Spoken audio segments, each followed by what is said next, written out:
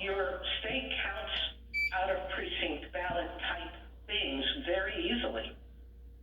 Well, actually not. It has a whole mechanism in place according to the district court.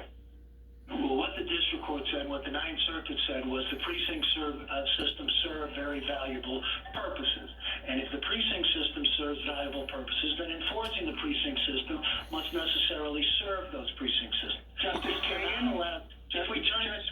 Justice Kagan? Mr. Carvin, I have a number of hypotheticals for you, and I'd be grateful if we could run through these fairly quickly just so I can get an understanding of your position. So the first one is that the state decides that each county can have one polling place. And because of who lives in larger counties, that creates a disparate impact that black voters have to wait in line for 10 times the amount that white voters do, 2.5 hours instead of 15 minutes. Is that system equally open in the language of the statute?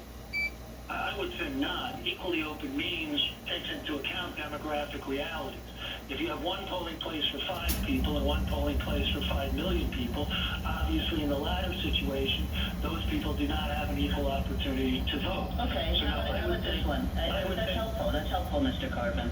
A state has long had 2 weeks of early voting, and then the state decides that it's going to get rid of Sunday voting on those 2 weeks, leave everything else in place. Black voters vote on Sunday 10 times more than white voters.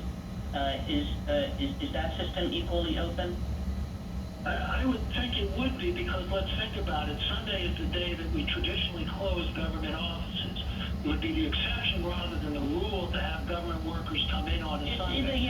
It's an exception to have government workers come in on a Saturday too. That's not a real problem.